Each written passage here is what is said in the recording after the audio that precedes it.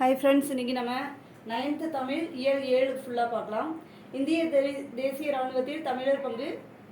இரண்டாம் உலகப் போர் நடந்து கொண்டிருந்த 1942ஆம் ஆண்டு பிப்ரவரி 15ஆம் நாள் ஆங்கிலேய படைகள் மலேயாவில் ஜப்பானியரிடம் சரணடைந்தன. இப்படையில் இந்திய வீரர்களும் இருந்தனர். சரணடைந்த வீரர்களை கொண்டு ஜப்பானியர்கள் மோகன் சிங் தலைமையில் இந்திய தேசிய இராணுவம் என்ற படையை உருவாக்கினார். தமிழகத்தில் இருந்து மலேயா, பர்மா போன்ற நாடுகளுக்கு பிழைப்பிற்காக சென்ற தமிழர் பலர் இந்திய தேசிய இராணுவத்தில் சேர்ந்தனர்.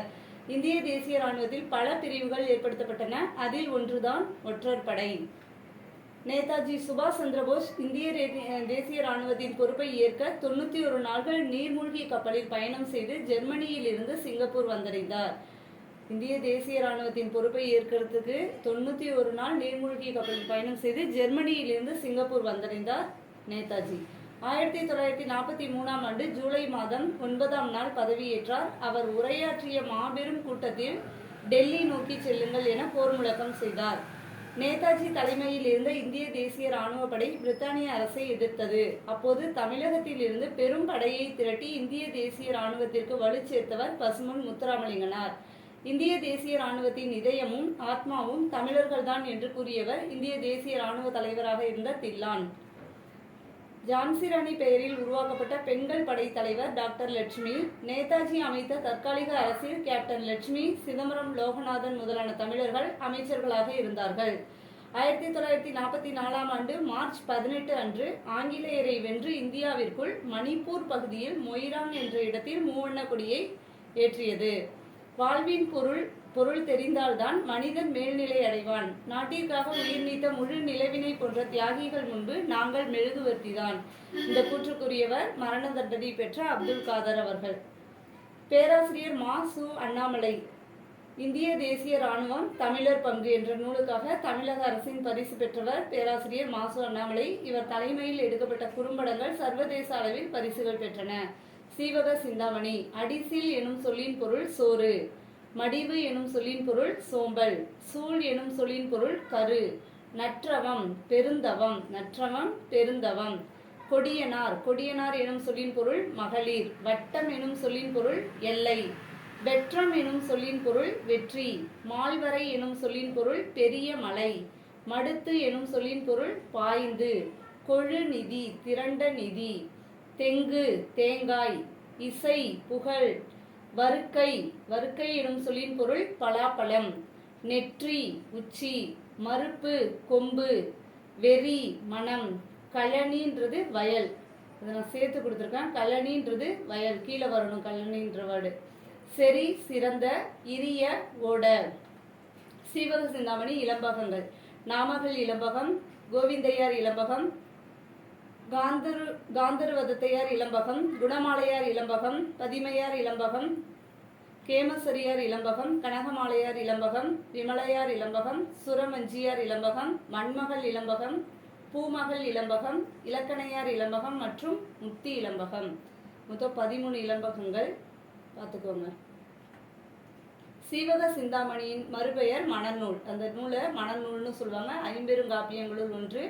இது விருத்தப்பாக்களால் இயற்றப்பட்ட முதல் காப்பியம். விருத்தப்பாக்களால் இயற்றப்பட்ட முதல் காப்பியம் மணநூல் என அழைக்கப்படும் சீவக சிந்தாமணி. இளம்பகம் என்ற 13 உட்பிரிவுகளை கொண்டது. ஆசிரியர் திருத்தக்க தேவர். சமண சமயத்தை சார்ந்தவர். காலம் 9ஆம் நூற்றாண்டு. நரி விருத்தம் எனும் நூலை இயற்றியவர். முத்தொள்ளாயிரம். சேரநாடு. அல்லல் பழனத்து அறக்காம்பல் வாயவில வெள்ளம் தீப்பட்டது என வெறியிப்பு இப்புள்ளினம் தம் கைச்சிறகால் பார்க்கொடுக்கும் கவ்வை உடைத்தரோ நல்லிசைவேல் கோக்கோதை நாடு. இப்பாடலில் பயின்று வந்துள்ள அணி தற்குறிப்பேற்ற அணி.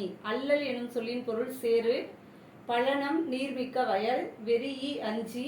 சேறுபட்ட நீர்மிக்க வயல்களில் அரக்கு நிறத்தில் சேறுபட்ட நீர்மிக்க வயல்களில் அரக்கு நிறத்தில் செவ்வாம்பல்கள் மெல்ல விரிந்தன. சோழ நாடு.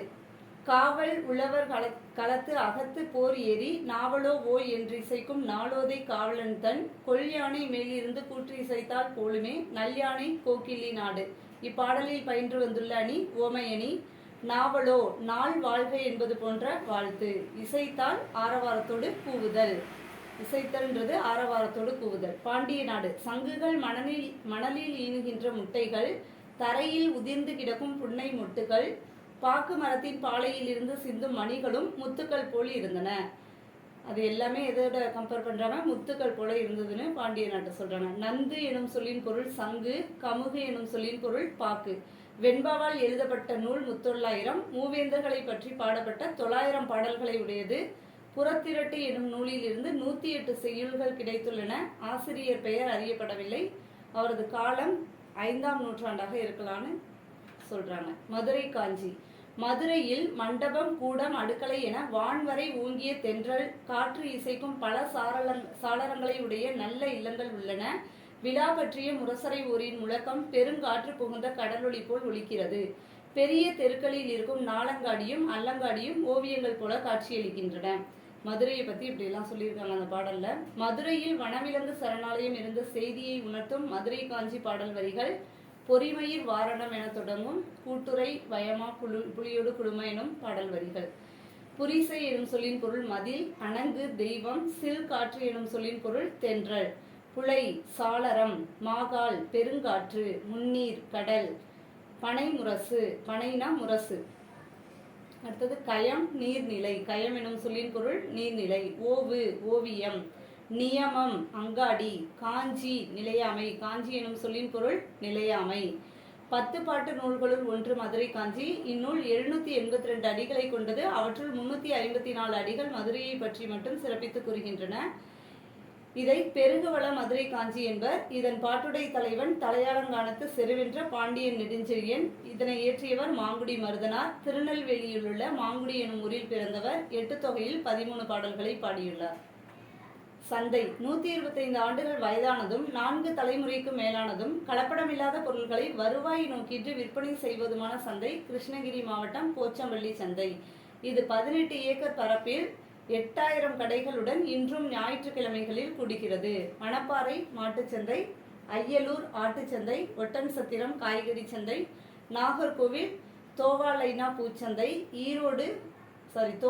நாகர்கோவில் தோவாளை பூச்சந்தை, அடுத்தது ஈரோடு ஜவுளி சந்தை, கடலூர் பக்கம் இருக்கிற காராமணி குப்பம்ன்றது கருவாட்டு சந்தை, நாகப்பட்டினம் மீன் சந்தை.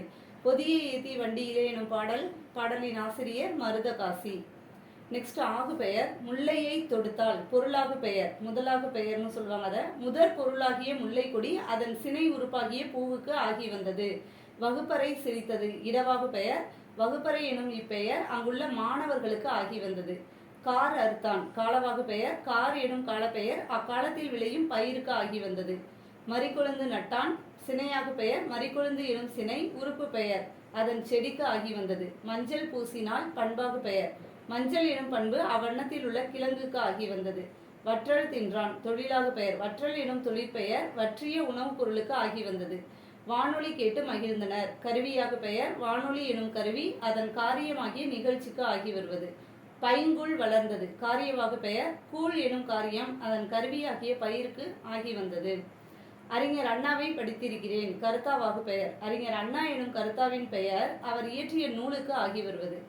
ஒன்று பெற்றால் ஒளிமயம் எண்ணல் அளவை ஆகு பெயர். ஒன்று எனும் எண்ணு பெயர் அவ்வெண்ணுக்கு தொடர்புடைய குழந்தைக்கு ஆகி வந்தது. 2 கிலோ கொடு எடுத்தல் அளவை பெயர். நிறுத்தி அளக்கும் எடுத்தல் எனும் அளவை பெயர் அவ்வளவையில் உள்ள பொருளுக்கு ஆகி வந்தது. 1/2 லிட்டர் வாங்கு முகத்தல் அளவை ஆகு பெயர். முகந்து அளக்கும் முகத்தல் அளவை பெயர் அவ்வளவையில் உள்ள பொருளுக்கு ஆகி வந்தது. 5 மீட்டர் வெட்டினான் நீட்டல் அளவை ஆகு பெயர். நீட்டி அளக்கும் நீட்டல் அளவை பெயர் அவ்வளவையுள்ள பொருளுக்கு ஆகி வந்தது. நன்றி.